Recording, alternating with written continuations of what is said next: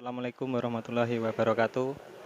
Eh, saya Yusuf Eka Pramuja dari Prodi Pendidikan Bahasa Indonesia untuk memenuhi tugas berbicara.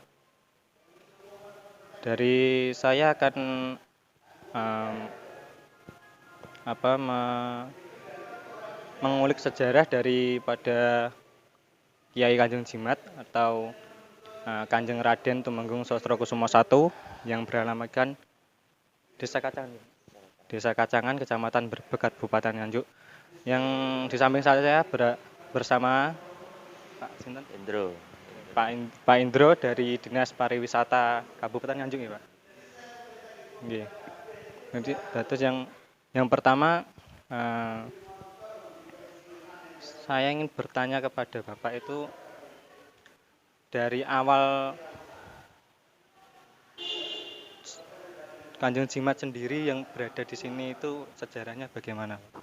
Baik, kita awali dari beliau datang ke sini sekitar tahun 1930-an. Jadi setelah perjanjian Giyanti atau Perang Diponegoro, beliau ditugaskan di sini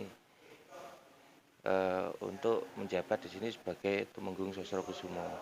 Nah, kalau beliau disebut sebagai Kanjeng Jimat itu sebenarnya sesebutan masyarakat yang dulunya di sini itu kepercayaannya Hindu, terus berubah jadi Islam, tapi kan tetap ada kulturasi budaya.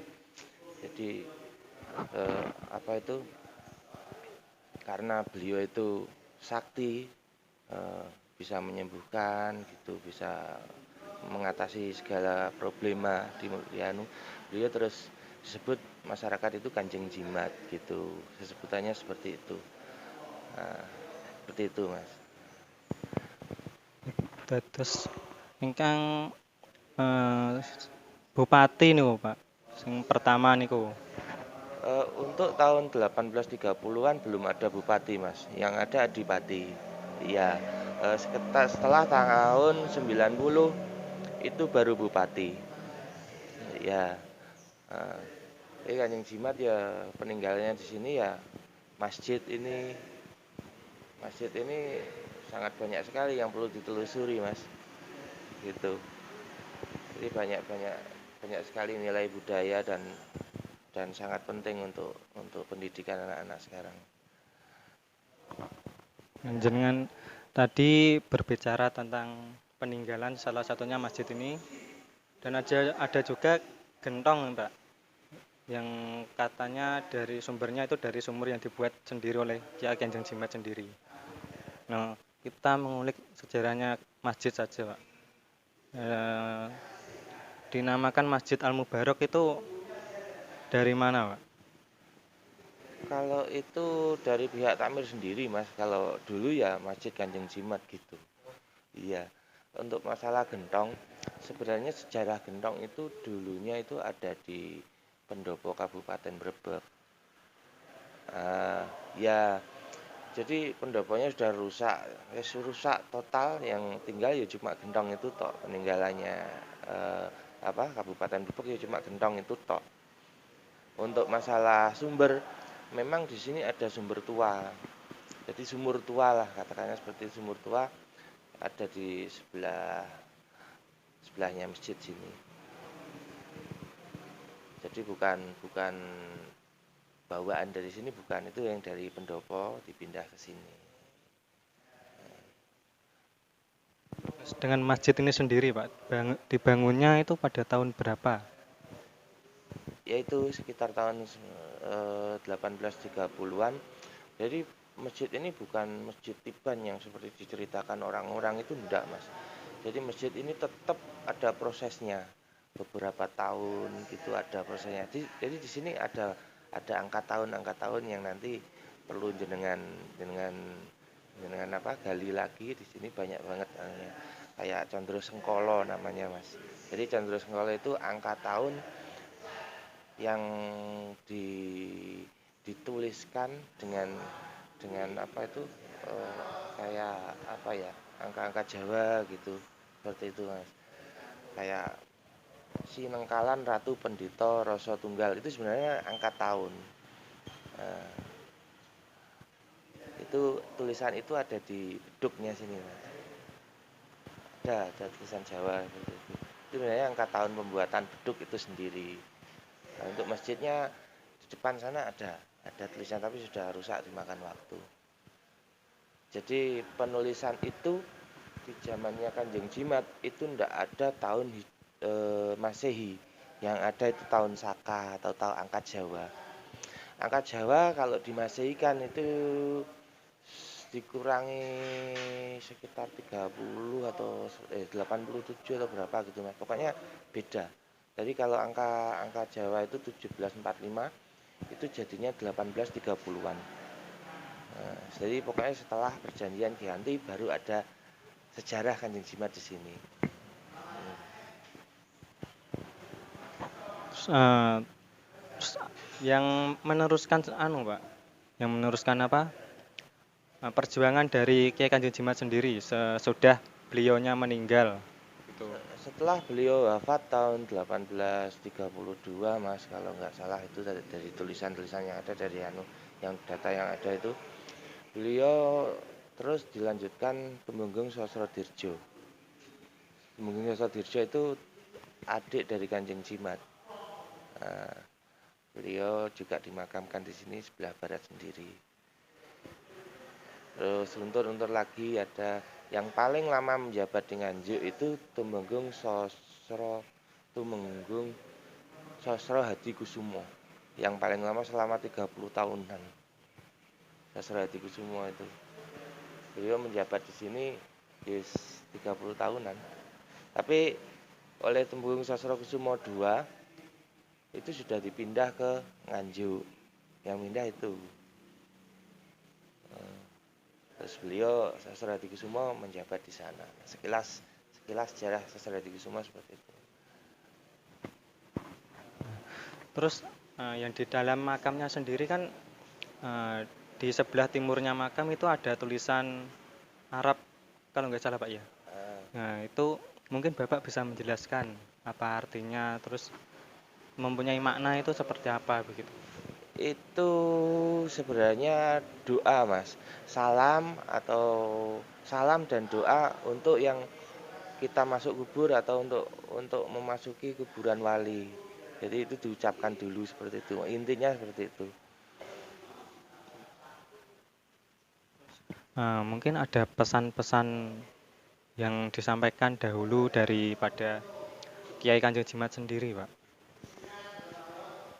Kiai Kanjeng Jimat sebenarnya tidak berpesan apa-apa Mas, cuma di sini di beduk itu ada pesan yang tersirat itu. Di sini ukir-ukirannya itu beda-beda. Ada yang sudah jadi sempurna, ada yang setengah jadi, ada yang belum jadi. Jadi intinya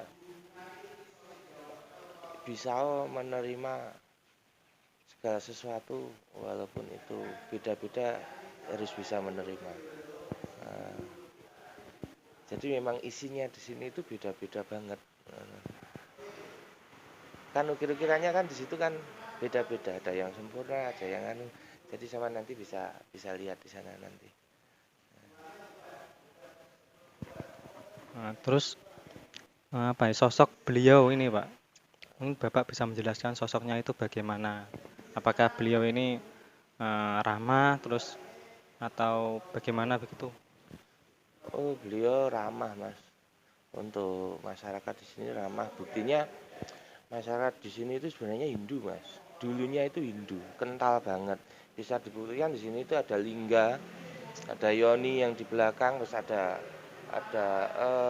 di sini itu diteliti itu dulunya seperti ada tempat ibadah orang Hindu di sini itu.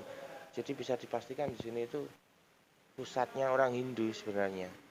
Tapi oleh Kanjeng Jimat karena beliau mungkin bijaksana atau mungkin beliau itu ramah kepada orang Islam masuk sini itu tidak ada ibaratnya pertikaian atau gimana itu tidak ada.